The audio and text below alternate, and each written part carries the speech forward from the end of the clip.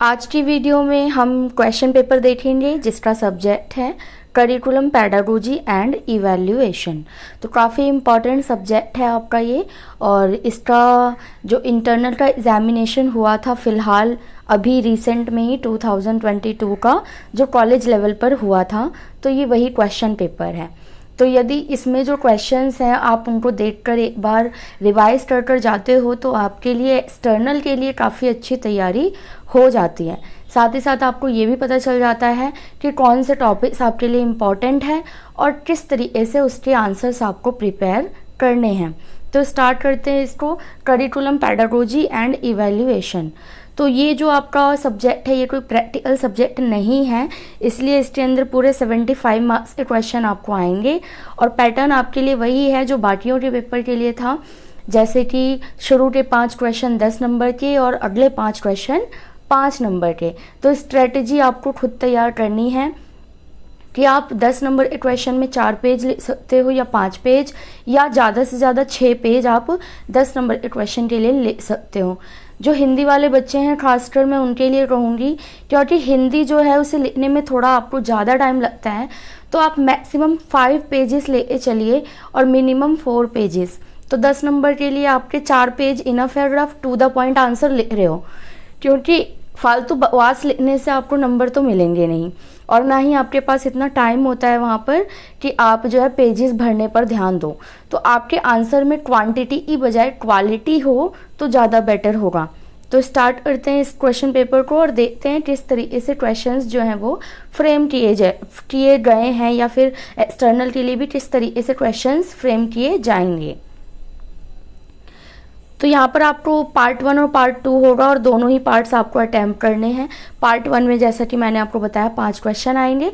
तो पहला क्वेश्चन ये है कि कार्य से राष्ट्रीय पाठ्यचर्या की अवधारणा पर प्रकाश डालते हुए प्राथमिक शिक्षा के संदर्भ में एनसीएफ 2005 में दी गई मुख्य सिफारिशों और सुझावों को संक्षेप में इंगित कीजिए। तो ये आपके 10 नंबर के लिए क्वेश्चन है और क्वेश्चन के अंदर 2 क्वेश्चन है एक्चुअली।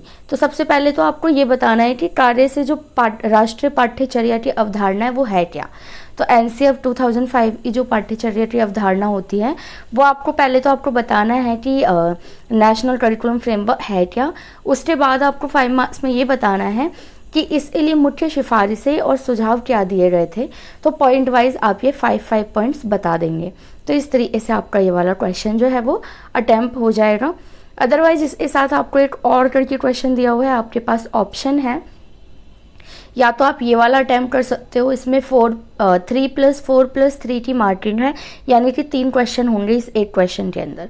तो सबसे पहले आपको बताना है कि प्राथमिक विद्यालय स्तर पर पाठ्यचर्या की मुख्य विशेषताएं क्या हैं। तो 3 नंबर का है, तो कम से कम 3 पॉइंट्स और 1 पेज या 1.5 पेज तो आपको लिखना ही होगा। उसके बाद चर्चा करो कि व्यवस्थित पाठ्यक्रम किस प्रकार के लिए दिशा प्रदान करता है, मतलब आपको सुव्यवस्थित पाठ्यक्रम की फायदों को बताना है। तो ये 4 नंबर का है, तो 4 पॉइंट्स तो आपको लिखने ही पड़ेंगे। उसके बाद शिक्षक सीखने की प्रक्रिया को प्रभावी बनाने के लिए छात्रों की मदद करने के लिए सफलतापूर्वक हासिल करें। तो इसमें आपको टीचर के रोल को भी यहाँ पर समझाना है। तो इस तरीके से ये वाला क्वेश्चन आप अटेम्प्ट कर सकते हो। अब आप नेक्स्ट देखिए क्वेश्चन नंबर 2, जिसमें आपको कोई ऑप्शन नहीं मिलेगा, मतलब यही क्वेश्चन आपको करना ही है। तो यहाँ पर है कि शिक्षण रणनीतियों से आप क्या समझते हो। सबसे पहले आपको बताना है कि what are the teaching strategies, then ऐसी किसी रणनीति के बारे में विस्तार से चर्चा करो। तो पहले तो आपको सारी रणनीतियों के बारे में बताना होगा कि क्या होती हैं, इनसे क्या फ़ायदे होते हैं। देन किसी एक स्ट्रेटजी को आप क्या करोगे, एक्सप्लेन करके बताओगे 5 मार्क्स में। तो 2-2 पेजेस यहाँ पर आप डिवाइड कर लो और इस क्वेश्चन को अटैम्प्ट करो। देन क्वेश्चन नंबर 3 की तरफ बढ़ते हैं, जहाँ पर मार्किंग स्कीम है 3+7 की। तो यहाँ पर 2 क्वेश्चन होगा आपका, एक पहला जो होगा 3 मार्क्स के लिए और दूसरा 7 के लिए। तो देख लेते हैं इसके अंदर क्या क्या क्वेश्चन है। पहला तो ये है कि सूचना और संचार प्रौद्योगिकी शब्द से आप क्या समझते हो।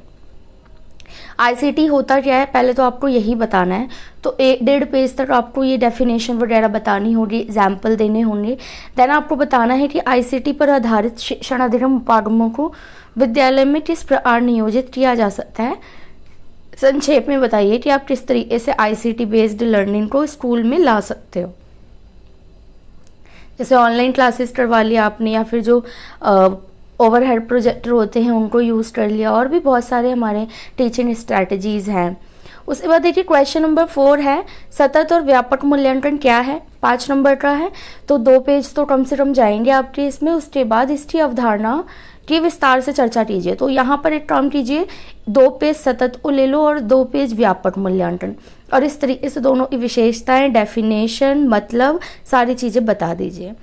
यहाँ पर अथवा करके क्वेश्चन नंबर 4 दिया हुआ है कि ये विषय अध्ययन से संबंधित ब्लूप्रिंट इस संकुचन और गठन से संबंधित विभिन्न चरणों की व्याख्या कीजिए।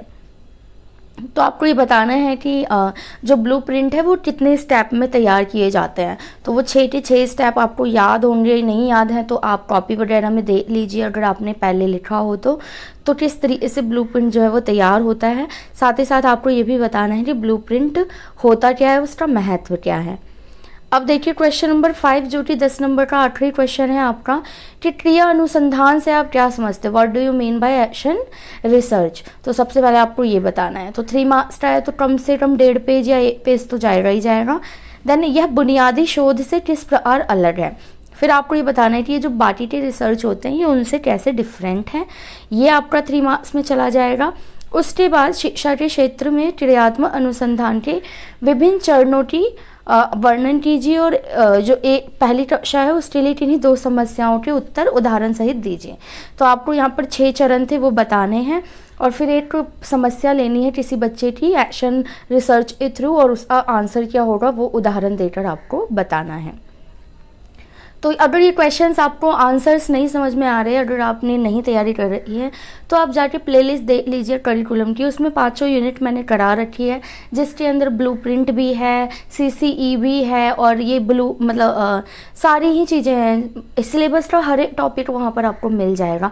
तो आप एक बार जाकर प्लेलिस्ट में से करिकुलम की 5 यूनिट की वीडियोस देख लीजिए। उसके बाद ही क्वेश्चन पेपर आपके लिए बहुत ही आसान लगेगा। सारे टॉपिक आपको ऐसा लगेगा कि आते हैं, और बहुत जल्दी मैं बहुत ही जल्दी इसका VVI यानी कि वेरी वेरी इंपॉर्टेंट वाली वीडियो भी डाल दूंगी, जिसमें मैं कोशिश करूंगी कि ऐसे ही टॉपिक्स आपको बताऊं जो आपके लिए बहुत ज़्यादा इंपॉर्टेंट होंगे अगले एक्सटर्नल जो एग्ज़ाम आपके फाइनल वाले होने वाले हैं उसके लिए। तो फिलहाल आप इस क्वेश्चन पेपर को फ्रेम कीजिए, इसके आंसर सोचिए, लिख कर देखिए। उसके बाद मैं आपको VVI क्वेश्चंस भी बता दूंगी, हर यूनिट में से कौन से इंपॉर्टेंट है वो मैं आपको बता दूंगी। तो पार्ट 2 स्टार्ट होता है क्वेश्चन नंबर 6। अब आपको 5 नंबर के क्वेश्चन आएंगे तो ज़्यादा से ज़्यादा 3 पेज और कम से कम 2 पेज रखिए, इससे ज़्यादा जाने की ज़रूरत नहीं है। तो क्वेश्चन नंबर 6 है कि पाठ्यचर्या के संचालन के लिए पाठ्यपुस्तक और पूरक सामग्री की भूमिका और महत्व के बारे में 4 बातें लिखनी है। तो ये खुद ही कह रहे हैं 4 बातें लिखनी है, तो आपको 4 से ज़्यादा बातें लिखनी ही नहीं है। तो पाठ्य पुस्तक की 4 बात और 4 बात पूरक सामग्री की लिख दीजिए, बस हो गया आपका क्वेश्चन यहाँ पर। अब क्वेश्चन नंबर 6 देखते हैं हम कि आप राज्य स्तर पर भ्रमण की योजना कैसे बनाएंगे। आप स्टेट लेवल पर बच्चों को ट्रिप पर ले जा रहे हैं तो आप किन बातों का ध्यान रखोगे बेसिकली, और शैक्षिक भ्रमण के 5 चरणों की व्याख्या करो, किन चरणों में ये आप पूरे करोगे ये भी आपको बताना है। तो 2.5 मार्क्स के लिए डिवीज़न है इसके अंदर। अगर ये नहीं करना तो आपको ऑप्शन भी मिल रहा है 7 में कि आपको यहाँ पर 3 चीज़ें मिल रही हैं एक्चुअली में, और आपको किसी 2 के ऊपर क्या करना है, व्याख्या करनी है या लिखना है। जैसे व्याख्यान रणनीति क्या होती है, समूह चर्चा रणनीति और प्रायोगिक रणनीति। तो ये स्ट्रैटेजीज दे रखी हैं, इनमें से किन्हीं भी 2 के ऊपर आप 1 पेज या 1.5 पेज भी लिख दोगे तो आपका आंसर बन जाएगा। क्वेश्चन नंबर 8 देखिए कि रचनात्मक और योगात्मक मूल्यांकन के बीच अंतर क्या है। बहुत इंपॉर्टेंट है ये वाला टॉपिक कि what do you mean bye formative और समेटिव असेसमेंट या फिर इवैल्यूएशन। तो दोनों के बीच अंतर आपको बताना है। तो 2.5 मार्क्स यहाँ पर दे रखा है आपको स्ट्रीम। आप चाहो तो अंतर बता रहे हो तो लाइन खींचकर भी 5 पॉइंट्स बता सकते हो, अदरवाइज आप पहले रचनात्मक फिर योगात्मक ऐसे भी बता सकते हो। क्वेश्चन नंबर 8 में आपको ऑप्शन भी दिया गया है कि what do you mean by anecdotal record. उपाख्यानात्मक जो अभिलेख होते हैं उनसे आप क्या समझते हो, इसके बारे में लिखो, इसकी विशेषताएं वगैरह लिख दो। तो 5 नंबर का क्वेश्चन आपका वो हो जाएगा। क्वेश्चन नंबर 9 देखिए कि क्रियात्मक अनुसंधान में शामिल विभिन्न चरणों की व्याख्या कीजिए। बहुत ही ज़्यादा इंपॉर्टेंट है, ये आप देख रहे हो कि एक ही क्वेश्चन पेपर के अंदर 2 बार ये क्वेश्चन आया। अभी 10 नंबर में भी आया था ये, और अब 5 नंबर में तो पूरा उठ आया है। तो इसके टोटल 6 चरण थे जहाँ तक मुझे याद है। आप एक बार ज़रूर जाकर वीडियो प्लेलिस्ट में जाकर देख लो कि कितने चरण मैंने वहाँ पर बताए हैं, और वो सारे चरण आपको यहाँ पर लेने हैं और एक्सप्लेन भी करना, तो काफ़ी अच्छा हो जाएगा। ये क्वेश्चन आपके लिए बने बनाए पॉइंट्स हैं।